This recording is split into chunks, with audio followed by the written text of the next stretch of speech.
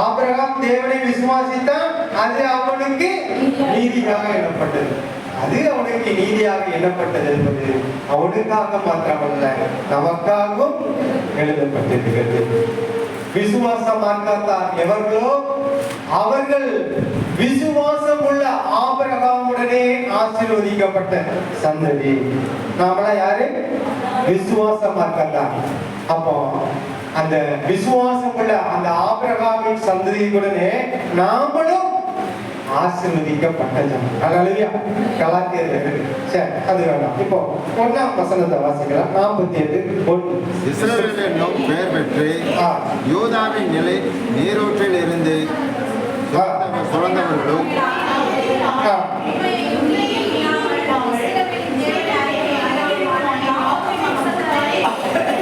ஆண்டவர் யாக்கோபின் வம்சத்தாரே கேளுங்கள் அப்படின்னு சொல்றார். சொல்லிட்டு மேல என்ன சொல்றாரு? இஸ்ரவேல் என்னும் பெயர் பெற்று.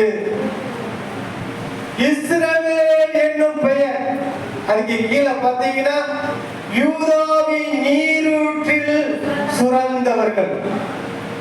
மொத்தம் இஸ்ராயேல் மக்கள் எத்தனை கோத்திரம் இருந்தாங்க? 12 கோத்திரம். ஒரு கட்டத்துல அது 2 பிரிவா இருந்தது. யூதாவும் இன்னொரு கோத்திரமும் ஒரு பிரிவு, ஒரு நாடாகிட்டு. இஸ்ரவேல் அந்த 10 கோத்திரங்கள் சேர்ந்து ஒரு நாடாகிட்டு. 2 சேர்ந்து 12 கோத்திரம். அந்த 2 நாடுகளும் தேவனுடைய பார்வையில ஒரு முக்கியமானவர்கள். அவங்கதான் ஆபிரகாமின் சந்ததி, யாக்கோபின் சந்ததி அங்கு சொல்லப்பட்டிருக்கு. இப்போ ஆண்டவர் சொல்றாரு, இஸ்ரவேல் என்னும் பெயர் பெற்று. பெயர் எப்படி இருக்கு? இஸ்ரவேல். நம்ம வாழ்க்கையெல்லாம் ஒவ்வொரு பெயரை கேட்டா பெயருக்கு நல்லா இருக்கும், பெயருக்கு தக்க கோணம் இருக்குமானா இருக்கா? தாவீது அப்படின்னா எவ்வளவு அருமையான பேர், ஆனா மனுஷன் எப்படி இருப்பான்? வேற மாதிரி இருக்கும். இஸ்ரவேல் எவ்வளவு அருமையான பேர், முழு கோத்திரத்தை சேர்ந்து இஸ்ரவேல் சொல்றாரு ஆண்டவர். அதே பேர் ஒரு நம்பிக்கை வச்சிருப்பாங்க, ஆனா அவன் எப்படியோ இருப்பான். மோசேன்னு பேர் இருக்கும், சர்ச்சைக்கே வர மாட்டாங்க. அப்படிதானே? இல்ல ஏதாவது காரியம் நீங்க பேர் பாருங்க, உங்க பேருக்கு தக்க உங்க குணம் இருக்கான்னு. அதுக்குதான் ஞானஸ்தானம் எடுக்கும் போது பேரை மாத்துதாங்க. தெரியுமா உங்களுக்கு? உங்க குணமும் மாறணும். தேன்மொழின்னு பேர் வச்சாங்க, அவங்க தாத்தா தான் வச்சாரு. அது தமிழ் பேரம். எங்க வீட்டுல கேட்டீங்கன்னா நீங்களே கிறிஸ்டின் இல்லையான்னு சொல்லுவாங்க. ஆனா சர்டிபிகேட் அவங்களுக்கு எப்படி இருக்கும்? கிறிஸ்டின் தான். ஏன் சர்டிபிகேட்ல எப்படி இருக்கும்? இந்துன்னு இருக்கும். நான் இது வரைக்கும் அதை மாத்தல, எப்படி மாத்தணும் முயற்சி பண்ணிருக்கேன். ஆனா என் பிள்ளைகளுக்கு எல்லாம் எப்படி இருக்கும்? கிறிஸ்டின் தான். பேருக்கு ஏத்த குணம் வாழ்க்கையில இருக்காரு. அதான் ஆண்டவர் அப்படி சொல்றாரு, இஸ்ரவேல் என்னும் பெயர் பெற்று. அதுல அப்படி வாசிங்க, கர்த்தருடைய நாமத்தின் மேல் ஆணையிட்டு. எப்ப பார்த்தாலும் ஆண்டவருடைய நாமத்துல தான் இவங்க என்ன செய்வாங்க? ஆணையிடுவாங்க. ஆண்டவருடைய நாமத்தையே சொல்லுவாங்க. ஆனா அதுக்கோசரம் சொல்லுது, உண்மையும் நீதியும் இல்லாமல். வேறு இஸ்ரவேலு யூதா எப்ப பார்த்தாலும் ஆண்டவருடைய நாமத்தையே சொல்லுது வாழ்க்கையில. நான் ஆண்டவருடைய பிள்ளை, நான் சபைக்கு போறவன், நான் ஊழியக்காரன் அப்படின்னு நம்மளை நாமே சொல்லுறது. ஆனா ஆண்டவர் சொல்றாரு, உண்மையும் இல்லை நேர்மையே. நீதினா என்னது? நேர்மை. உண்மையும் இல்லை நேர்மையும் இல்லை. ஆனா எப்ப பார்த்தாலும் ஆண்டவருக்கு சோத்திரம் சோத்திரம் சோத்திரம் வாழ்க்கையில. இஸ்ராயேல் மக்கள் அப்படிதான் இருந்தாங்க. அந்த மக்களை பார்த்துதான் ஆண்டவர் சொல்றாரு, ஓட்ட உண்மையும் இல்லை நேர்மையும் இல்லை நீதியும் இல்லை. இஸ்ரவேலின் தேவனே அறிக்கையிடுமான யாக்கோபின் வம்சத்தாரே கேளுங்கள். அறிக்கை இடுகிறதுல ஆண்டவர் வந்துருவாரு. வாக்கு தத்தத்துக்கு ஆண்டவர் வந்துருவாரு. உண்மையுள்ள நீதியுள்ள. பேச்சு ஒரு மாதிரி பேசுது, கண் ஒரு மாதிரி பார்க்குது, சிந்தனை ஒரு மாதிரி இருக்கு, நடக்க வேற மாதிரி இருக்கு.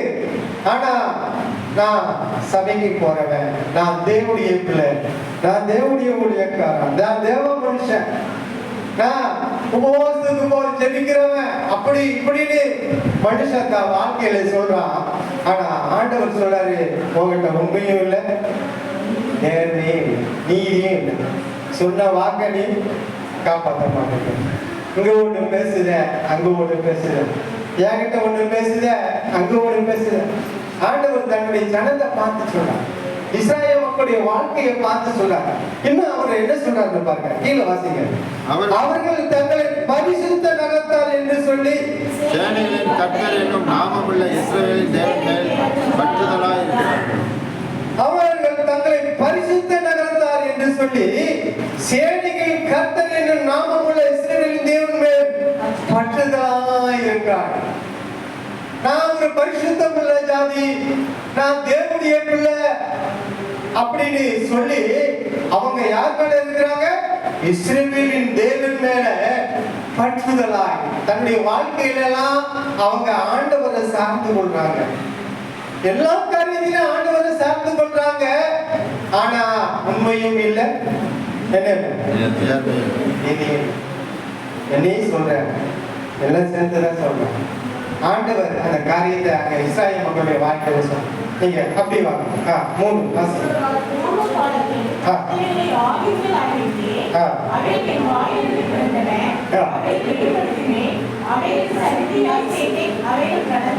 சரி, 4 வாசிங்க. 4 வாசிங்க. நீ கடினம் உள்ளவன் என்றும் உன் பிடரி நரம்பு இரும்பு என்றும். யார பார்த்து சொல்றாரு? இஸ்ராயேல் மக்களை பார்த்து சொல்றாரு, யூத ஜனங்களை பார்த்து சொல்றாரு, யாக்கோபின் சந்ததியை பார்த்து சொல்றாரு. நீ எல்லா காரியத்திலும் தேவன் மேல அறிக்கை எடுக்கிற, தேவனை நம்புற, தேவனை சார்ந்து இருக்கிற, ஆனா உன் வாழ்க்கையில உண்மையும் இல்லை, நீதியும் இல்லை. உன் நெற்றி அது சொல்லுங்க, நீ கடினம் உள்ளவன் என்று, உன் பிடரி நரம்பு இரும்பென்றும் உன் நெற்றி வெண்கலம் என்றும் அறிந்திருக்கிறேன். நீ கடினம் உள்ளவன் என்று. எப்படிப்பட்டவன்? ஆண்டவர் தம்முடைய ஜனத்தை பார்த்து சொல்றாரு, நீ கடினம் உள்ளவன். சிலர் இருதயம் எப்படி இருக்கும்? ஆமா, யாருமே என்ன சொன்னாலும் இறங்கவே மாட்டாங்க. ஊழியக்காரன் வந்து ஒன்று சொல்லிட்டான், உங்களுக்கு என்னது தெரியும், நீங்க போகும்போது நான் பார்த்துக்கிறேன் அப்படிதான் சொல்லுவாங்க. இருதயம் எப்படி இருக்கும்? கடினம், ஒரு பிடிவாதம். கடினம்னா பிடிவாதம். நான் முடிச்ச முயலுக்கு 3 கால் இல்ல, 4 கால் இல்ல 3 கால். நான் சொன்னதான். கிதியோன் என்ன ஒரு மனுஷன் தான். ஆண்டவர் வந்து அவனை பார்த்து பயந்து போய் இருக்கிற அவனை பார்த்து என்ன சொன்னாரு? பராக்கிரமசாலியே. அவன் என்ன சொன்னான்? ஆண்டவரே, நான் மனச கோத்திரத்துல ரொம்ப சின்ன கோத்திரம், நான் அப்படிப்பட்டவன், நான் இப்படிப்பட்டவன். ஆண்டவர் ஒரு கட்டத்துல வந்து கிதியோனை பார்த்து சொன்னாரு, இந்த இஸ்ரவேலுக்கு ஒன்னாலே ரட்சிப்பு உண்டு, நீ இவங்களை ரட்சிப்பாயின்னு சொன்னார். உடனே அவன் ஆண்டவர்கிட்ட என்ன செய்யறாரு? டெஸ்ட் பண்றான். ஆண்டவரே, நான் ஒரு அது எடுத்து ஒரு தோலை எடுத்து பூமியில போட்டுருவேன், நீர் சொன்னது உண்மைதான். பனி பெய்யணும், தோல் மேல மட்டும் பனி பெய்யணும், பூமியில பனி பெய்யக்கூடாது. சுத்தி பனி பெய்யக்கூட, தோல்ல மட்டும் பனி பெய்யணும். அப்படி போட்டான். ஆண்டவர் அப்படி செஞ்சாரு. உடனே எடுத்து பார்த்தான், பூமியிலே பனி இல்லை, ஆனா தோல்ல பனி இருந்துச்சு. மறுபடியும் அந்த பனியை எடுத்து பிழிஞ்சு எடுத்துட்டு மறுபடியும் தோலை போட்டு மறுபடியும் அவனுக்கு ஒரு சந்தேகம். ஆண்டவரே, இந்த பனியில மாத்திரம் என்ன செய்யக்கூடாது, இந்த தோல்ல மாத்திரம் பனி பெய்யக்கூடாது, பூமியில பனி பெய்ஞ்சிருக்கு. எப்படிப்பட்ட ஒரு இருதயம்! தேவனுடைய வார்த்தையை நம்ப முடியாத ஒரு அவருடைய வாழ்க்கையில எவ்வளவுதான் ஆண்டவர் நன்மை செஞ்சாலும் கூட சில வேளை இல்ல, இருதயம் மனிதனுடைய வாழ்க்கையில அவன் இருதயம் எப்படி இருக்கு? கடினமுள்ளதான் இருக்கு. அதான் தன்னுடைய ஜனத்தை பார்த்து சொல்றாரு, நீ கடினமுள்ள என்றும் உன் பிடரி நரம்பு இரும்பு. பிடரி நரம்பு எங்க இருக்கு? பிடரி என்ன செய்யணும்? வளைஞ்சு கொடுக்கணும். வளைஞ்சு கொடுக்கணும்ல, இரும்பு வளைஞ்சு கொடுக்குமா? இரும்பு போல உன் பிடரி நரம்பு வளைஞ்சு கொடுக்க மாட்டேங்கப்பா. நீ இரும்பு மாதிரி உன் பிடரி வாழ்க்கையில நம்ம என்ன செய்யணும்? வளைஞ்சு கொடுக்கணும். குடும்பத்துல வளைஞ்சு கொடுத்தா தானே குடும்பமா இருக்கும். என்ன சின்ன பிள்ளைங்க என்ன செய்யணும்? வாலிப பிள்ளைகள் பெற்றோருக்கு வளைஞ்சு கொடுக்கணும். சொல்லுது என்ன செய்யணும்? கேட்கணும். அதுக்கடுத்து அதுல சொல்லப்பட்டிருக்குது, உன் நெற்றி வெண்கலம். வெண்கலம்னா ஒரு உறுதியான ஒரு தன்மையை குறிக்கும். அந்த வெண்கலம் போல ஒரு நெற்றி எப்படி இருக்கு? உறுதியா இருக்கு. தேவன் தன்னுடைய ஜனத்தை பார்த்து சொன்னார். இப்போ அப்படி அவங்க 6 வாசிங்க. அவைகளை கேள்விப்பட்டவையே, அவைகளை எல்லாம் பார். இப்பொழுது நீங்கள் அவைகளை அறிவிக்கலாமாகவா?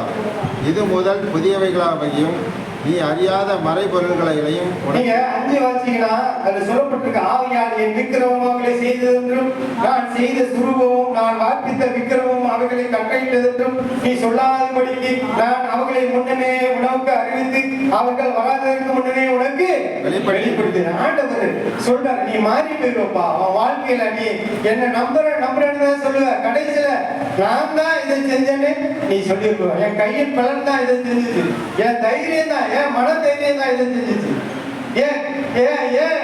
குடும்பத்தினுடைய ஒத்துழைப்பு தான் அந்த காரியத்தை செஞ்சிச்சு அப்படின்னு நீ என்ன செஞ்சிருவ? வாழ்க்கையில மாறி போயிருவ. அதான் நான் உனக்கு பூர்வத்திலே எல்லாம் சொன்னேன் அப்படின்னு சொல்றாரு. அப்படி நீங்க வாங்க 7ஆம் வசனம் வாசிங்க. அவைகள் ஆதி முதற்கொண்டு அல்ல, இப்பொழுது உண்டாக்கப்பட்டன, அறிவேன் என்று சொல்லாதபடிக்கு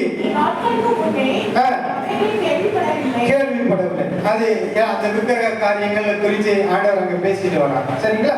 சரி, இப்போ 6-8 வருஷம் நீ கேள்விப்படவும் இல்லை, அறியவும் இல்லை, உன் செவி தெரிந்திருக்கவும் இல்லை, நீ துரோகம் பண்ணுவான் என்பதையும் தாயின் கற்பம் தொடங்கி நீ மீறி ஒன்றும். ஆண்டவர் தன்னுடைய ஜனத்தை பார்த்து சொல்றாரு, நீ துரோகம் பண்ணுவேன்னு எனக்கு தெரியும். தாயின் கர்ப்பத்தில் இருக்கும் போதே எனக்கு தெரியும் நீ துரோகம் பண்ணுவ, என் பேச்ச நம்ப மாட்ட, நான் செஞ்சாலும் அதை செஞ்சேன்னு நீ ஒதுக்கிற மாட்ட, நீ மீறுகின்ற எனக்கு தெரியும். ஆண்டவர் யாரை பார்த்து சொல்றாரு? இஸ்ராயேல் மக்களை பார்த்து சொல்றாங்க. சரிங்களா? அந்த 3 காரியத்தை நீங்க சொல்லுங்க. பேர் தான் என்னது? இஸ்ரவேல். பேர் தான் யூதா கோத்திரம். ஆமா, பேர் தான் நம்ம பேர் தான் சபைக்கு போறவங்க. அப்படிதானே? அப்படி நம்மளை எடுத்துக்கோங்க, அப்படி எடுத்துக்கோங்க. ஆனா வாழ்க்கையில என்ன இல்லை? உண்மையும் இல்லை, நீதியும் இல்லை நம்ம வாழ்க்கையில. பிடரி நரம்பு எப்படி இருக்கு? இரும்பு போல இருக்கு. நெற்றி எப்படி இருக்கு? வெங்கலத்தை போல இருக்கு. இருதயம் எப்படி இருக்கு? கடினமா இருக்கு. கடினமானது. நீ பிறந்தது முதல் எப்படிப்பட்டவன்? மீறுகிறவன், துரோகம் பண்ணுகிறவன். உன் தாயின் கர்ப்பத்தில் இருக்கும்போது எனக்கு தெரியும் நீ மீறுகிறவன், எனக்கு தெரியும். தேவைக்கு நீ வருவ, தேவையில்லாத நேரம் நீ என்ன தேட மாட்டேன்னு தெரியும். கையில பணம் இருக்கும்போது நீ தேட மாட்ட, பணம் இல்லைன்னா தேடி வருவன்னு எனக்கு தெரியும். சந்தோஷமா இருக்கும்போது நீ ஜெபிக்க மாட்ட, துன்பமா இருந்தா நீ ஜெபிப்படு எனக்கு தெரியும். ஆண்டவர் நம்முடைய ஜனங்களை பார்த்து அப்படியே சொல்றாங்க. அப்படி சொல்லிட்டு ஆண்டவர் தன்னுடைய ஜனங்களை என்ன சொல்றாரு? ஒரு முக்கியமான கட்டத்தை உங்களுக்கு சொல்லி நான் முடிக்கிறேன். 9ஆம் வசனம் பொழுது, என் நாமத்தின் நிமித்தம் என் கோபத்தை நெரிச்சு வைத்தேன், உன்னை சங்கரிக்காதபடிக்கு என் நாமத்தின் நிமித்தம் என் கோபத்தை நிறுத்தி வச்சேன். நான் உன்னை சங்கரிக்காதபடிக்கு நான் என் புகழ்ச்சி நிமித்தம் உண்மையில் பொறுமையா இருந்தேன். நான் பொறுமையா இருப்பேன். நான் இதை எனக்காக செய்வேன், நான் கோபம் கொண்டு உன்னை அழிக்காததற்காக ஜனங்கள் என்னை செய்வாங்களாம், தேவனை போற்றுவார்கள். நீயும் ஒரு காலகட்டத்துல என்ன போற்றுவேன்னு ஆண்டவர் தம்முடைய சனங்களுக்கு சொல்லிட்டு அவர் சொல்றாரு. 10ஆம் வசனம் சொல்றாரு, இதோ உன்னை புடமிட்டு ஆனாலும் வெள்ளியை போலல்ல உபத்திரவத்தின் குகையிலே உன்னை தெரிந்து கொண்டேன். ஆண்டவர் சொன்னார், இதோ உன்னை புடமிட்டேன் ஆனாலும் வெள்ளியை போலல்ல உபத்திரவத்தின் குகையிலே உன்னை தெரிந்து கொண்டேன். என் நிமித்தமே அப்படி செய்வேன். என் நாமத்தின் பரிசுத்தம் எப்படி பிழைக்கப்படலாம்? என் மகிமையை நான் இப்ப ஆண்டவர் தம்முடைய ஜனத்தை எப்படி புடப்படுகிறாராம்? வெள்ளியை போல புடப்படுகிறார். வெள்ளியை புடப்பட என்ன வேணும்? நெருப்பு, அக்கினி. தங்கத்தை புடப்பட நெருப்பு வேணும். நீங்க உங்களை புடப்பட என்ன வேணும் தெரியுமா? ஆண்டவர் உங்களை புடப்பட என்ன வேணும்? துன்பம். உபத்திரவனா என்ன? துன்பம். ஆண்டவர் தம்முடைய ஜனத்தை துன்பத்தை கொடுத்துதான் ஆண்டவர் தம்முடைய ஜனத்தை உயர்த்துவார். தெரியுமா? நீங்க ஒரு பவுன் நகையை கொண்டு போறீங்க, கடையில போய் விற்க போறீங்க. கடைக்காரன் பார்த்துட்டு இது எத்தனை கேரட்டு? 18 carrot, 20 carrot. சுத்தமான கேரட் எத்தனை?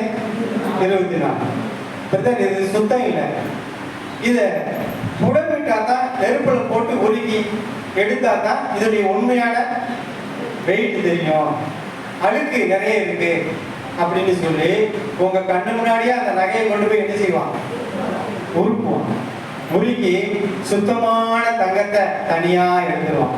இப்ப இந்த சுத்தமான தங்கத்துக்கு மதிப்பு ரொம்ப ரொம்ப ரொம்ப அப்படிதானே? வெள்ளியை புடம்பட என்ன வேணும்? நெருப்பு. சுமதியை புடம்பட என்ன வேணும்?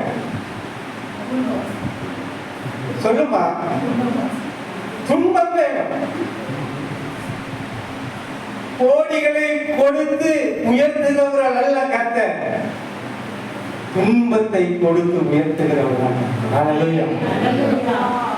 நீங்க யாராவது ஆண்டவர்களுக்கு கோடி அள்ளி தந்து உங்களை உயர்த்துவாங்க நம்பாதீங்க. வசனம் சொல்லுது, துன்பத்தை கொடுத்து என்ன செய்வாராம்? மேல கொண்டு வந்துருவார். ஹல்லேலூயா.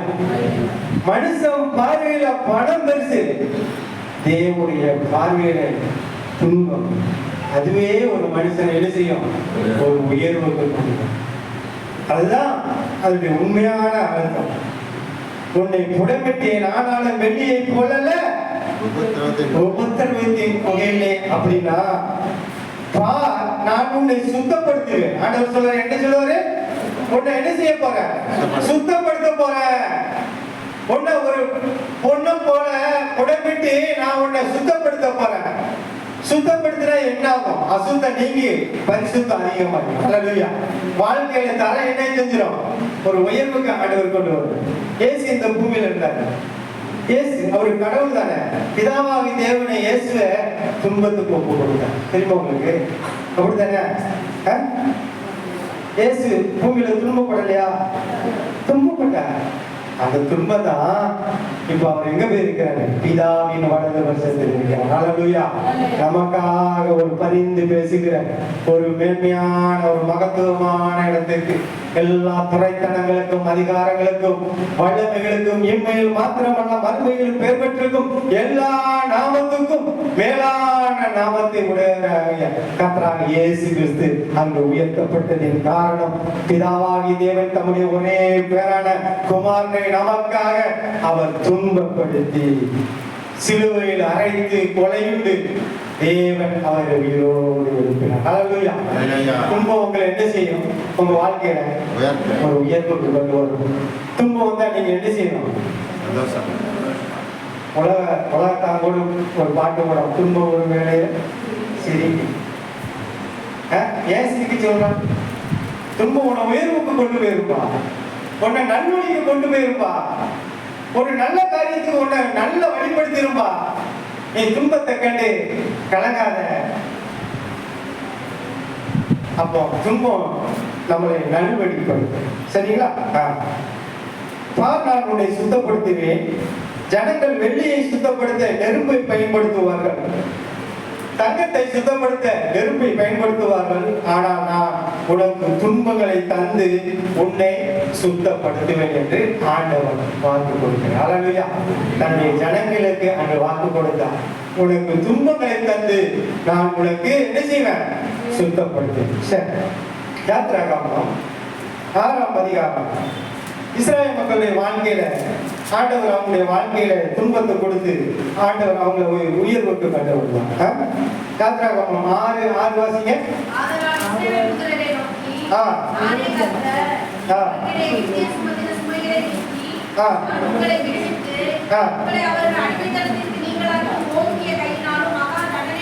உங்களை மீட்டு ஆதலால் இஸ்ரவேல் புத்திரை நோக்கி, நானே கர்த்தர், உங்கள் மேல் எகிப்தில் சுமத்தின சுமைகளை நீக்கி நான் உங்களை விடுவித்து உங்களை அவர்கள் அடிமைத்தனத்திற்கு நீங்களாக்கி ஓங்கிய கையினாலும் மகா தண்டனையினாலும் உங்களை மீட்டு உங்களை எனக்கு ஜனங்களாக சேர்த்துக் கொண்டு உங்களுக்கு தேவனாயிருப்பேன்.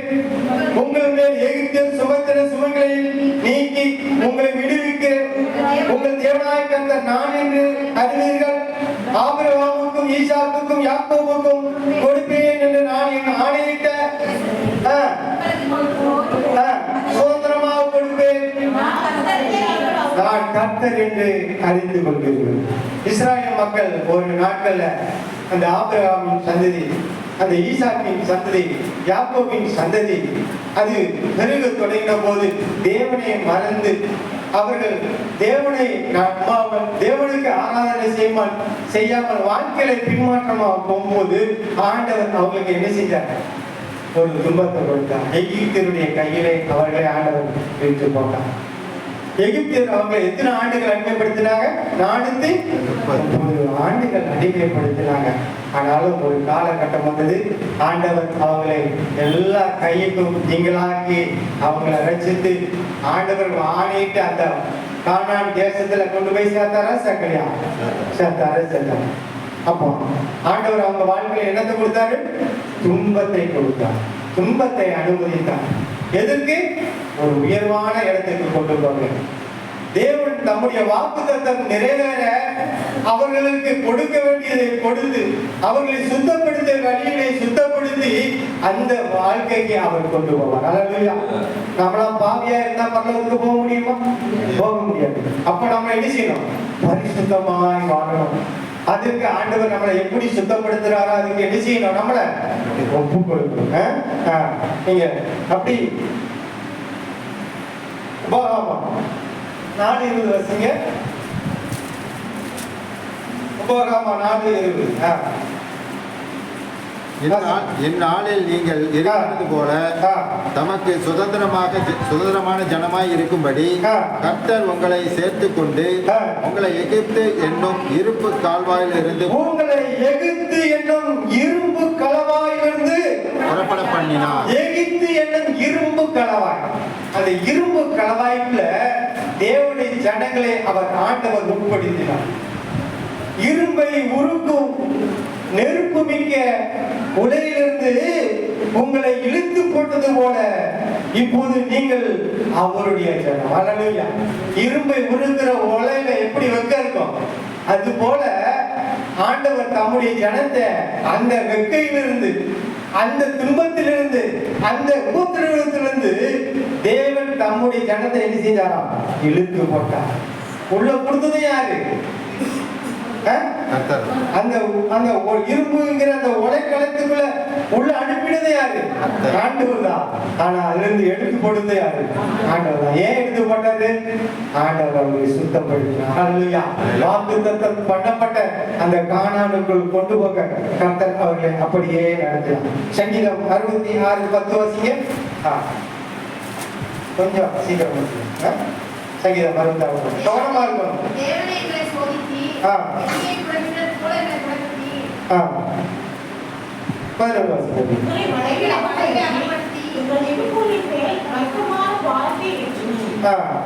தேவனே எங்களை சோதித்து வெள்ளியை புடப்படுகிறது போல எங்களை புடப்பட்டு. தேவன் அவங்களை இஸ்ரேல் மக்களை எப்படி சோதித்தாரு? துன்பத்துக்குள்ள உபத்திரவு என்கிற அந்த கோயில்களை உட்படுத்தி எப்படி வெள்ளிய நெருப்பு சுத்தப்படுத்துமோ அது போல துன்பத்தை இஸ்ரேல் மக்கள் மேல கொடுத்து அவங்களை சுத்தப்படுத்தி அதுக்கு கீழே வசிச்சீங்கன்னா எங்களை வலையில் அகப்படுத்தி. வலைனா என்ன தெரியுமா? கண்ணி. கண்ணியில சில வேலையில தேவன் அப்படி ஜனங்கள் என்ன செய்யறாரு? அகப்படுத்தார். தேவனே அகப்படுத்தார் கண்ணியில. அடுத்து இடுப்புகளின் மேல் வருத்தமான பாரம். சில வேலையில கனமான ஒரு பாரத்தை நம்ம வாழ்க்கையில தூக்கி வச்சது போல வருத்தமான பாரம், கணம், சில கஷ்டங்களை நம்ம தாங்கிக் கொள்ளாத முடியாதபடிக்கு இடுப்புகளே அந்த குடத்தை வச்சு சுமப்பாங்க. பெரியவங்க சுமந்துறாங்க, சின்ன பிள்ளைகள் சுமக்க முடியுமா? அது அளவுக்கு அதிகமான பாரத்தை ஆண்டவர் தம் ஜனத்தின் மேல சில வேளை ஏற்படுத்தினார். அப்படித்தானே? அதுக்கு எடுத்து வாசிக்க 12. மனுஷரை எங்கள் தலையின் மேல். மனுஷன் நம்ம மேல ஏறி போனா கூட நம்ம அந்த மனுஷனை பார்த்து ஒண்ணுமே சொல்ல முடியாது. அந்த அளவுக்கு நம்ம வாழ்க்கை சில வேலையில பேசுறதெல்லாம் நம்ம கேட்க வேண்டியது பதில் கூட நான் அனுபவப்பட்டிருக்கேன். அப்படிம்பாங்க இப்படிம்பாங்க, காதை பொத்திக்கிட்டு நம்ம இருப்போம். என்னென்ன பேச முடியுமோ எல்லாம் பேசுவாங்க. ஆமா ஆமா ஆமா அப்படிதான் சொல்லணும். எய்த்து பேசிட்டா கிடைக்க வேண்டியது கிடைக்காம போய் வாழ்க்கை. மனுஷனை எங்கள் தலையில் மேல் ஏறி போக பண்ணிட்டு நம்ம கடந்து போற பாதையெல்லாம் தீ மாறி ஒரு வாழ்க்கை. கடந்து போற பாதையெல்லாம் தண்ணிக்குள்ள போன மாதிரி. தீக்குள்ள நடந்து போனா எவ்வளவு கஷ்டம், தண்ணிக்குள்ள நடந்து போனா எவ்வளவு கஷ்டம். தண்ணி கழுத்துக்கு வந்துடும். சில வேளையில நீச்சல் அடிக்க வேண்டியிருக்கும், சில வேற உதவிக்கு கூப்பிட வேண்டியிருக்கும். வாழ்க்கையில அப்படி அனுபவத்தெல்லாம் ஆண்டவர் கொடுத்து கொடுத்து கொடுத்து அது சொல்லப்படுது செழிப்பான இடத்தில் கொண்டு வந்து விட்டு. செழிப்பான இடம்னா ஒரு மொழிபெயர்ப்பு சொல்றது பத்திரமான இடத்துல கொண்டு வந்து விடுவாரு. நம்மளை எங்க கொண்டு வந்து விடுவாரு? ஒரு பாதுகாப்பான இடம், ஒரு பத்திரமான இடத்துல ஆண்டவர் எவ்வளவு துன்பத்தையும் ஜனங்களுக்கு தந்து முடிவிலே அவர்களை ஒரு பத்திரமான ஒரு பாதுகாப்பான இடத்துல கொண்டு வந்து தேவன் நம்மை மகிமைப்படுத்துவார். அல்லேலூயா. யோபுடைய வாழ்க்கையில நீங்க சொன்னா நம்ப மாட்டீங்க. யோபு 19:20 வாசிங்க. யோபுடைய வாழ்க்கையில யோபு தான் வாய் திறந்து சொல்றாரு, என் எலும்புகள் என் தோள்களோடும் என் மாம்சத்தோடும் ஒட்டி கொண்டிருக்கிறது. என் பற்களை மூட கொஞ்சம் தோல் மாத்திரம் தப்பினது. என் எலும்புகள் என் தோலோடும் என் மாம்சத்தோடும் ஒட்டி கொண்டிருக்கிறது. என் பற்களை கூட கொஞ்சம். அப்புறம் வெடிஞ்சு எப்படி போயிட்டாரு யோபு? ரொம்ப சரீரெல்லாம் போய் ஓட வச்சு இப்படி சுரண்ட அளவுக்கு எவ்வளவோ வியாதி, எவ்வளவோ. அத்தனைக்கு யோபு பார்த்துறாரா? இல்ல. ஆனாலும் ஆண்டவர் என்ன செய்யறாரு? புடப்படுகிறார். ஆனா என் பார்வையில, தேவனுடைய பார்வையில அவர் பரிசுத்தமானவர் தான், உண்மையானவர் தான். ஆனாலும் தேவன் யோபுடைய ஏதோ ஒரு காரியத்தை எதிர்பார்க்கிறார். நான் நினைக்கிறேன் தன் மனைவி மேல பிள்ளைங்க மேல ரொம்ப அன்பு வச்சிருந்தாரோ என்னமோ தெரியல. அப்படி சில ஏதோ ஒரு காரியங்கள் இருக்கு. அதான் ஆண்டவர் அந்த சாத்தான் வந்து சோதிக்கிறேன்னு சொன்ன போது ஆண்டவர் அவனுக்கு சில காரியங்களை என்ன செஞ்சாரு? ஒப்பு கொடுத்தார். யோபுடைய வாழ்க்கையில ஆண்டவர் என்ன செஞ்சார்? துன்பத்தை கொடுத்தாரா கொடுக்கலையா? நீங்க கீழே வாசிங்க. என் சிநேகிதரே எனக்கு இறங்குங்கள். சொல்ல சிநேகிதரே எனக்கு இறங்குங்கப்பா, என்னை இறங்க. தேவனுடைய கைதான் என்னை தொட்டுச்சு. அடுத்த வாசிங்க. தேவனை போல நீங்களும் என்னை துன்பப்படுத்துவானே. அப்போ தேவன் யோபு என்ன செஞ்சிருக்காரு? துன்பத்துக்கு ஒப்பு கொடுத்தாரு. யோபுடைய வாழ்க்கையில துன்பம், சோதனை. ஆண்டவர் யோபு துன்பத்தின் மூலம் கொண்டு வந்து முடிவில் யோபுக்கு எத்தனை மடங்கு நன்மை? 2 மடங்கு. ஹல்லேலூயா. முடிவில் செழிப்பான இடத்தை யோபுல கொண்டு வந்து விட்டாரா? பாதுகாப்பான இடத்துக்கு, ஒரு நன்மையான இடத்துக்கு யோபு கொண்டு வந்து விட்டார். அப்போ யோபுக்கே துன்பம் தேவைன்னா உங்களுக்கு எனக்கு துன்பம் தேவையா தேவையா? சில வேலையில தேவை. அதை நம்ம ஏற்றுக்கணுமா ஏற்றுக்கக்கூடாது? ஏற்றுக்கணும். எனக்கு துன்பம் வந்துட்டு அப்படின்னு சபைக்கு வராம வீட்டில் இருந்தா சாத்தா பிடிச்சிக்குவோம். எவ்வளவு துன்பம் வந்தாலும் கஷ்டம் வந்தாலும் ஆண்டவரை விட்டு என்ன செய்யக்கூடாது? பின்வாங்கக்கூடாது. ஆண்டவர் ஏன் துன்பத்தை கொண்டு வரான்னா நம்ம ஒரு நல்வழிப்படுத்துறோம். நம்மளை என்ன செய்யறாரு? சுத்தப்படுத்துறாரு. ஏசாயா 1:25 வாசிங்க. ஏசாயா 1:25.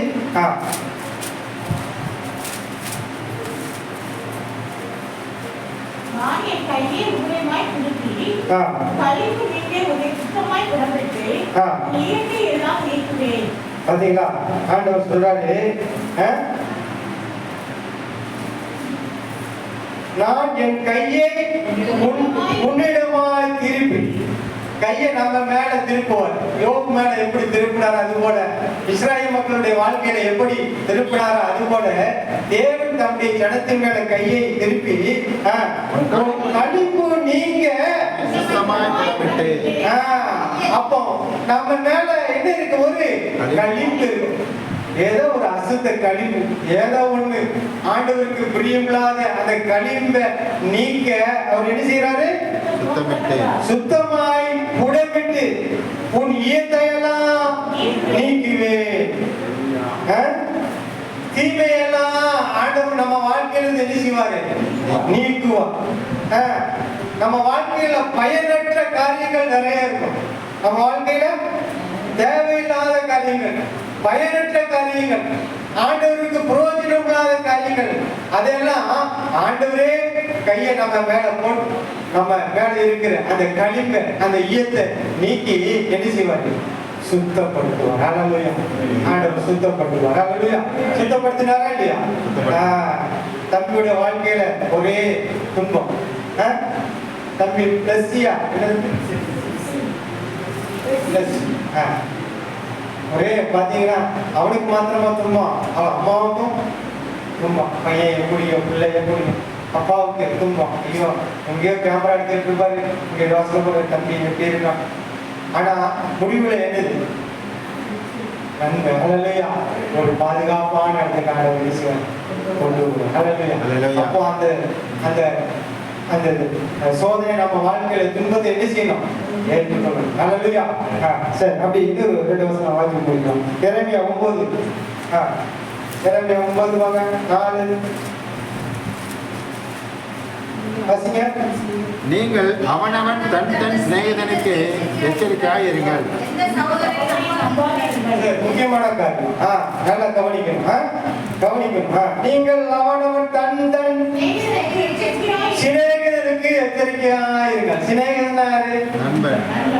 நண்பர்கள், நம்முடைய அண்டை வீட்டுக்காரர்கள், அவங்கதான் சிநேகிதர்கள். அப்படிதானே? சிநேகிதனுக்கு எப்படி இருக்கணுமா? எச்சரிக்கையா இருக்கணும். எந்த சகோதரியும், உங்க கூட பிறந்த சகோதரன் இருந்தாலும் சரி, எந்த சகோதரி நீங்க வாழ்க்கையை என்ன செய்யக்கூடாது? நம்ப கூடாது. வாடி பிள்ளைங்க வேலை பார்க்குற இடத்துல அங்க அங்க அதுக்காண்டி நம்பிக்கை இல்லாம வாழ முடியாது. நம்ப வேண்டியதுக்கு நம்பணும். ஆனா எந்த காரியத்துக்கு என்ன செய்யக்கூடாது? சிநேகிதனுக்கு எப்படி இருக்கணும்? எச்சரிக்கையா இருக்கணும். எந்த சகோதரனும் மோசம் பண்ணுகிறான், எந்த சிநேகிதனும் சூழ்ச்சி தெரிகிறான். நீங்க நல்ல சகோதரன் நினைச்சிருப்பீங்க, ஆனா அவன் என்ன செய்வான்?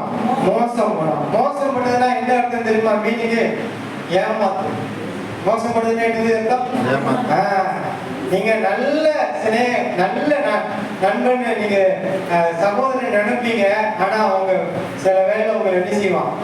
ஏமாத்திடுவான், மோசம் பண்ணிடுவான். நல்ல சிநேகிதன், பக்கத்து வீட்டுக்காரங்க நல்லவங்க அப்படின்னு நீங்க நினைப்பீங்க, ஆனா அவங்க உங்க முதுகுக்கு பின்னாடி என்ன செய்வாங்க? பேசுவாங்க.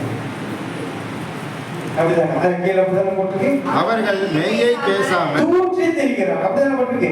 ஆமா எந்த சிலையிலும் ஒரு மொழிபெயர்ப்பு போட்டிருக்கு. உங்கள் அண்டை வீட்டுக்காரங்க உங்க முதுகுக்கு பின்னாடி இருந்து அடிச்சுவாங்க.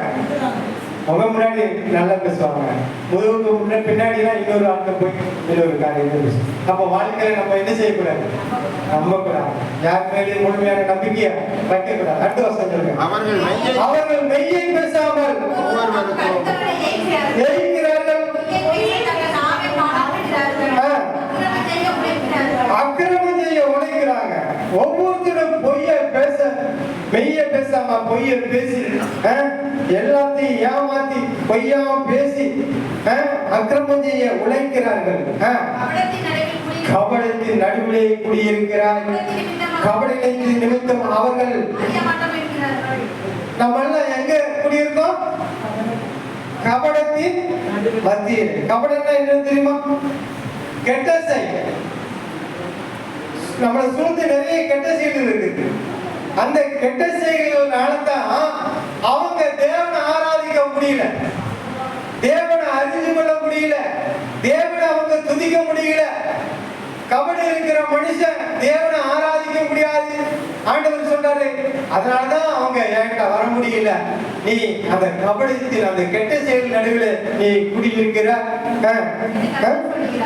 கட்ட சொல்கிறார். ஆகையால் இதோ நான் அவர்களை உருக்கி அவர்களை புடவிடுவேன் என்று சேனைகளின் கர்த்தர் சொல்லுகிறார். என் ஜனமாகிய குமாரத்தியே வேற எந்த பிரகாரமா நான் நடத்துவேன் அப்படின்னு ஆண்டவர் சொல்றார். அல்லேலூயா. அவர் நம்ம என்ன செய்யறாரு? புடமுடிகிறார். நம்ம என்ன செய்யறாரு? உபத்திரம் என்கிற தொகை, துன்பம் என்கிற காரியத்தை நம்ம வாழ்க்கையை அனுமதித்து ஆண்டவர் அவருடைய குமாரத்தியாக நம்மளை என்ன செய்யறாரு? மாற்றுகிறார். ஏன்னா நாமெல்லாம் யாருக்கு மத்தியில் இருக்கோம்? கெட்ட செயல் செய்கிறவங்க மத்தியில் இருக்கிறோம். அப்படி இருக்கிற நாம இல்ல ஆண்டவர் துன்பத்தை காரியங்களை வரவழைச்சு அதுல இருந்து பிரிச்சு தேவன் தம்முடைய குமாரத்தியாக, அவர் தம்முடைய பிள்ளையாக அவர் நம்ம என்ன செய்யறாரு? மாற்றுகிறார். அல்லேலூயா. சகரியா 13:8 வாசிங்க. சகரியா 13 சீக்கிரம். கர்த்தர் நல்லவர், நிறைய சொல்ல முடியும். சகரியா. தேசம் எங்கும் சம்பவிக்கும் காரியம் என்னவென்றால், அதில் இருக்கிற 2 பங்கு மனுஷர் சங்கரிக்கப்பட்டு மாண்டு போவார்கள், 3ஆம் பங்கோ அதில் மீதியாய் இருக்கும். பாத்தீங்களா? கடைசி நாட்கள்ல அங்க என்ன நடக்குன்னா, தேசமெங்கும் சம்பவிக்கும் காரியம் என்னவென்றால் அதில் இருக்கிற 2 பங்கு மனுஷர் சங்கரிக்கப்பட்டு மாண்டு போவார்கள், 3ஆம் பங்கே அங்கே மீதி இருக்கும். அந்த 3ஆம் பங்கை நான் அக்கினிக்கு உட்பட பண்ணி வெள்ளியை உருக்குவது போல அவர்களை உருக்கி பொன்னை புடமிடுவது போல அவர்களை புடமிடுவேன். அவர்கள் என் நாமத்தை தொழுது கொள்வார்கள். நான் அவர்கள் விண்ணப்பத்தை கேட்பேன். இது என் ஜனம் என்று நான் சொல்லுவேன். கர்த்தர் என் தேவன் என்று அவர்கள் சொல்லுவார்கள். அல்லேலூயா.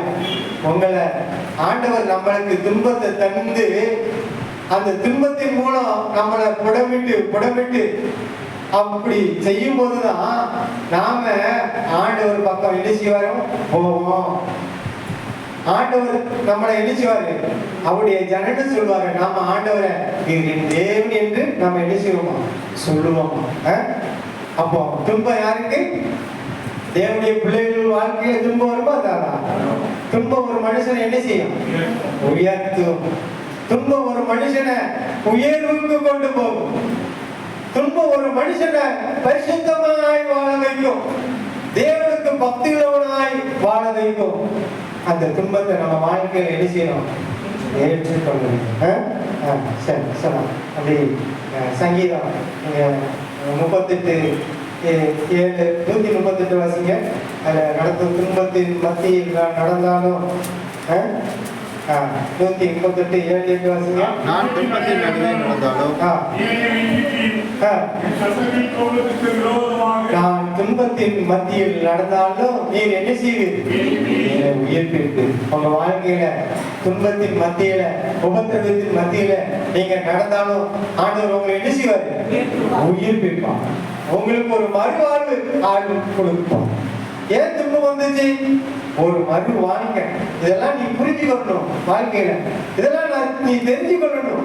நீ இப்படிலாம் இருக்க, உன் பக்கத்து வீட்டுக்காரன் பக்கத்துல, உன் சிநேகிதனை நீ இப்படி நான் நம்புறேன், உன் சகோதரனை நீ இப்படி நான் நம்புறேன், நீ இதெல்லாம் தெரிஞ்சுக்கணும். ஆண்டவர் சொல்றாரு, அந்த உபத்திரவிற்கும் அந்த துன்பத்தை கொடுத்து ஆண்டவர் தன் மக்களை அங்கே சீர் செய்கிறார். சங்கீதம் 74:21 வாசிங்க. சங்கீதம் 74:21. துன்பப்பட்டவன் வெட்கத்தோட திரும்ப விடாது, சிறுமியும் எளியுமானவன்.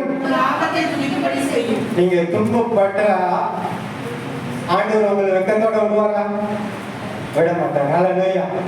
ஒரு நேரத்துல உங்களுக்கு வெட்கமா தெரியலாம், ஆனா ஆண்டவர் உங்களை வெட்கத்தோட விட மாட்டார். துன்பப்பட்ட உங்களுக்கு ஆண்டவர் நன்மை செய்வார். ஹல்லேலூயா. சங்கீதம் 34:19 வாசிங்க. நீதிமானுக்கு வரும் துன்பங்கள் அநேகமாய் இருக்கும், கர்த்தர் அவை எல்லாவற்றையும் நின்று அவனை விடுவிப்பார். நீதிமான் தேவனை நம்புகிற மனுஷனுக்கு துன்பம் எப்படி இருக்கும்? அநேகமாய், அநேக துன்பங்கள் இருக்கும். ஏசாயா 30:19 வாசிங்க. சியோனை சேர்ந்த ஜனங்கள் எருசலேமிலே வாசமாய் இருப்பார்கள். இனி நீ அழுது கொண்டராய், உன் கூப்பிடுதலின் சத்தத்தை அவர் உருக்கமாய் இறங்கி அதை கேட்டவுடனே உனக்கு சியோனை சேர்ந்த ஜனங்கள் எருசலேமில் எப்படி இருப்பாங்க? வாசமாய் இருப்பார்கள். நம்மள யாரை சேர்ந்த ஜனங்கள்? சியோனை சேர்ந்த ஜனம். எருசலேமில் நம்மள வாசம் பண்ணுவோம். தேவ சமூகத்துல நம்ம என்ன செய்யறோம்? வாசம் பண்ணுறோம். இனி நீ அழுது கொண்டீரா, உன் கூப்பிடுதலின் சத்தத்துக்கு ஏன் இவங்க அழுதுட்டு இருந்தாங்க? வாழ்க்கையில துன்பம் வந்துச்சு, வாழ்க்கையில தொல்லை வந்துச்சு, அநேகமான துன்பங்களை அவங்க அனுபவிச்சதுனால ஆண்டவர் சொல்லாரு, நீ அழுது கொண்டு இருக்க மாட்டா, உன் கூப்பிடுதலின் சத்தத்துக்கு அவர் உருக்கமா இறங்கி அதை கேட்ட உடனே உனக்கு மறுபுத்தர். ஹல்லேலூயா. 20 ஆண்டவர் உங்களுக்கு துன்பத்தின் அப்பத்தையும் உபத்திரவத்தின் தண்டனையும் கொடுத்தாலும்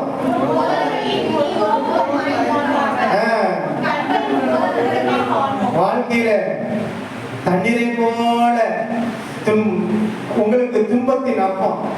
நம்ம சாப்பிடுற சாப்பாட்டை போல வாழ்க்கையில என்ன இருந்துச்சு?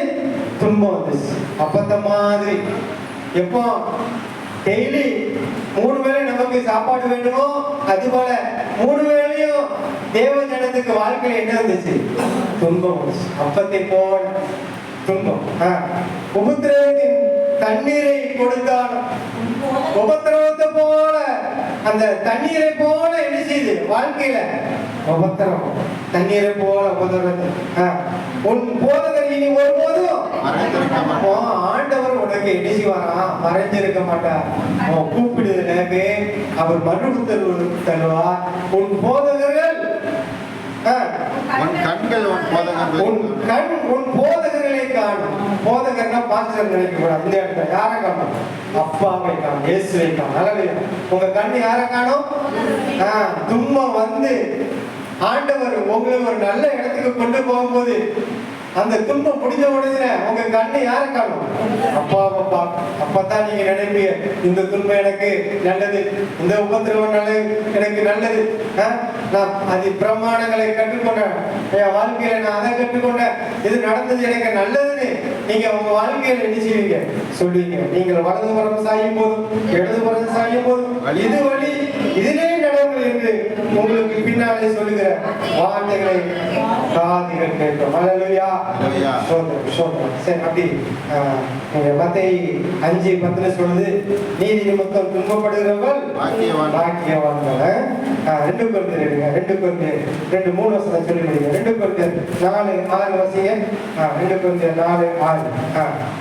இருளில் இருந்த வெளிச்சத்தை பிரகாசிக்க சொன்ன தேவன் கிறிஸ்துவின் முதுகு முகத்தில் உள்ள தமது மகிமையின் அறிவாகிய ஒளியை தோன்ற பண்ணும் பொருட்டாக எங்கள் இருதயங்களிலே பிரகாசித்தார். இந்த மகத்துவம் உள்ள வல்லமை எங்களால் உண்டாயிராமல் தேவனால் உண்டாயிருக்கிறது என்று விளங்கும்படி இந்த பொக்கிஷத்தை மண்பாண்டங்களில் பெற்றிருக்கிறோம். இந்த மகத்துவமுள்ள வல்லமை எங்களால் உண்டாயிராமல் தேவனால் உண்டாயிருக்கிறது விளங்கும்படி இந்த பொக்கிஷத்தை மண்பாண்டங்களில் பெற்றிருக்கிறோம். அது சொல்றாரு, நாங்கள் எப்பக்கத்திலும் நெருக்கப்பட்டும் ஒடுங்கி போவதில்லை, வழக்கம் அடைந்தோம், மனம் முறிவடைவதில்லை, துன்பப்பட்டும் கைவிட போவதில்லை, கீழே தள்ளப்பட்டும் அடித்து போகிறதில்லை. தேவ பிள்ளையுடைய வாழ்க்கையில எப்பங்க நெருக்கப்பட்டாலும் என்ன செய்ய மாட்டோம், ஒடுங்கி போக மாட்டோம். கலக்கம் அடைந்தாலும் கலக்கமா தெரியும் வாழ்க்கையில சில பிரச்சனைகள் காரியங்கள், ஆனா மனம் முறிந்து போக மாட்டீங்க.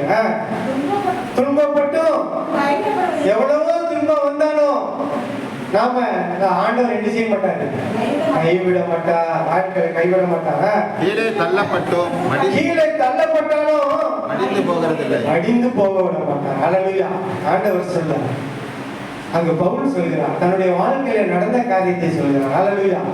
அப்போ துன்பம் நம்மளை எங்க கொண்டு வரும், உயர்வுக்கு கொண்டு வரும். அதே 2 Corinthians 12:10 வசீங்க. 12:10. அந்தபடியே நான் பலவீனமாய் இருக்கும்போது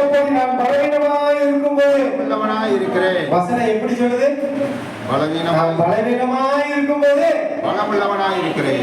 அது எப்படி முடியும், பலவீனமாய் இருக்கும்போது எப்படி பலமுள்ளவனாய் இருக்க முடியும்? மாம்சத்துல பலவீனமா இருக்கு, ஆவியில யோசிச்சு பாருங்க. வசனம் சொல்லுது, நீங்கள் பலவீனம் உள்ளவர்களாய் இருக்கும்போது பலமுள்ளவர்களாய் இருக்கிறீங்க. ஏன்னா உங்க கூட யாரு இருக்காரு, உங்களுக்கு துன்பத்தை கொண்டு வந்தது யாரு, உங்க வாழ்க்கையில அனுமதிச்சு ஆண்டவர். அவர் இருக்கும்போது உங்க இடத்துல இடம் இருக்கும். நம்ம வேணா சில நேரங்களில் சொல்லலாம், நான் பலவீனமா இருக்கேன். ஆனா வசனம் சொல்லுது, நீங்கள் பலமுள்ளவர்களா இருக்கிறீங்களா? ஆகையால் கிறிஸ்துவின் நிமித்தம் எனக்கு வரும் பலவீனங்களிலும் நிந்தைகளிலும், கிறிஸ்துவின் எனக்கு வரும் பலவீனங்களிலும் நிந்தைகளிலும் நெருக்கங்களிலும் துன்பங்களிலும் இடுக்கங்களிலும் நான் பிரியப்படுகிறேன். பவுல் தன்னுடைய வாழ்க்கையில ஆண்டவர் கொடுத்த எல்லா காரியத்திலும் என்ன செஞ்சாரு, பிரியப்பட்டார். கிடைக்கும் போது நல்லா சாப்பிட்டீங்க, இல்லாம இருக்கும் போதும் ஆண்டவர் ஏதாவது சொன்னாரா? பவுல் ஒரு இடத்துல சொல்றாரு, நான் எந்த நிலையிலும் மன ரம்மியமா இருக்க கற்றுக்கொண்டேன். நம்ம வாழ்க்கையில எந்த நிலைமையிலும் மன ரம்மியமா இருக்க என்ன செய்யணும், துன்பம் வரும்போது மன ரம்மியமா இருக்க கற்றுக்கணும். வாழ்க்கை கஷ்டங்கள் வரும்போது பழகி பிள்ளைங்க கவனமா கேட்கணும். நீங்க தான் அடுத்த ஒரு சந்ததி, உங்களுக்கு தான் ஒரு பெரிய வாழ்க்கை இருக்கு. நாங்களாம் வாழ்ந்து, ஆமா எங்க வாழ்க்கையில கொஞ்சம் காலம் நாங்க பட்டதை உங்களுக்கு என்ன செய்யறோம், சொல்லிட்டு போறோம். ஆண்டவருடைய வார்த்தை உங்களுக்கு சொல்லிட்டு போயிடும். எப்படி இருக்கணுமா, மன ரம்மியமா இருக்க கற்றுக்கணும்.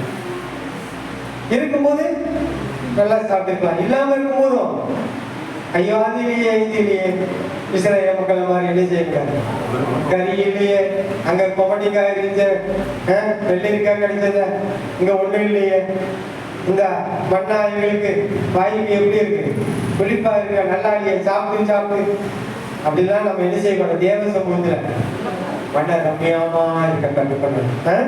அந்தபடி நான் பலவீனமா இருக்கும்போது பலமுள்ளவனா இருக்கிறேன். ஆகையால் கிறிஸ்து நிமித்தம் எனக்கு வரும் பலவீனங்களில் நிந்தைகளிலும் நெருக்கங்களிலும் துன்பங்களிலும் விடுக்கங்களிலும் நான் பிரியமா இருக்கிறேன். ஹல்லேலூயா. 2 தீமோத்தேயு 3:12 சொல்லுது, அன்றியும் கிறிஸ்து இயேசுவுக்குள் தேவ பக்தியாய் மனதாய் இருக்கிறவர்கள் யாவரும் துன்பப்படுவார்கள். கிறிஸ்து இயேசுவுக்குள் தேவ பக்தியாய் நடக்க மனதாய் இருக்கிற யாவரும் என்ன செய்வாங்க, துன்பப்படுவாங்க. அப்போ ஆண்டவர் நம்ம வாழ்க்கையில துன்பத்தை கொடுத்தா ஒரு உயர்வு இருக்குன்னு என்ன செய்யணும், நாம நினைக்கணும். இந்த துன்பம் தான், இது கொஞ்ச நாளுக்கு பிறகு இது எனக்கு ஒரு உயர்வை கொண்டு வரும், இது எனக்கு ஒரு மேன்மையை கொண்டு வரும். உங்க வேலை பார்க்குற இடத்துல வேலை ஸ்தலத்துலலாம் நீங்க என்ன செய்யணும்? அதை நினைக்கணும். ஜானி பிரதர்லாம் தெரியும், அவங்க வேலை பார்க்குற இடத்துல அவங்களுக்கு எவ்வளவோ துன்பங்கள் நெருக்கங்க. ஆனா எல்லாத்தையும் ஆண்டவர் என்ன செய்தாரு?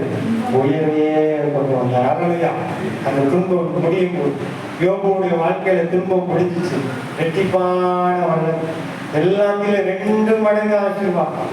இஸ்ராயேல் மக்களை தேவன் தம்முடைய ஜனத்தை எல்லாம் அப்படித்தான் நடத்துகிறார். பவுல் தன்னுடைய வாழ்க்கையில அனுபவத்தை அவர் சொல்றார். நான் எல்லாத்தையும் ஏற்றுக்கிறேன், துன்பப்படும் போது எது வந்தாலும் நான் மனரம்யமா இருக்க நான் ஏற்றுக்கொள்வேன். ஏன்னா நான் பலவீனமா இருக்கும் போதே நான் பலமுள்ளவனா இருக்கேன். இந்த உலகம் பார்க்கும் இவன் பலவீனன்னு, ஆனா தேவனுடைய வசனம் சொல்லுது நீ பலமுள்ளவன். ஹல்லேலூயா. உங்களை பார்ப்பாங்க, நீங்க தாழ்ந்து இருக்கிறீங்க, இவளால எந்திக்க முடியாது, மேல வர முடியாது. வசனம் சொல்லும் இந்த துன்பம் முடிஞ்ச பிறகு நீ மேல வந்துருக்க. ஹல்லேலூயா. உனக்கு வாழ்வு இருக்கு அப்படின்னு வசனம் சொல்லும். ஹல்லேலூயா. நம்ம உலகத்தை பார்க்கணுமா? வசனத்தை பார்க்கணுமா? வசனத்தை பார்க்கணும். ஹல்லேலூயா. உலகம் கோடிகளை காட்டி ஏமாத்தோம், தேவன் துன்பத்தை வைத்து ஒரு மனிதனை உயர்வுக்கு கொண்டு வருவார். ஹல்லேலூயா. எல்லா கண்களை மூடும், கண்களை மூடும். நல்ல பிதாவே ஸ்தோத்திரம் ஸ்தோத்திரம். நன்றியோடு துதிக்கிறோம் துதிக்கிறோம் அப்பா, துதிக்கிறோம் அப்பா. அன்றியும் தேவ பக்தியிலோ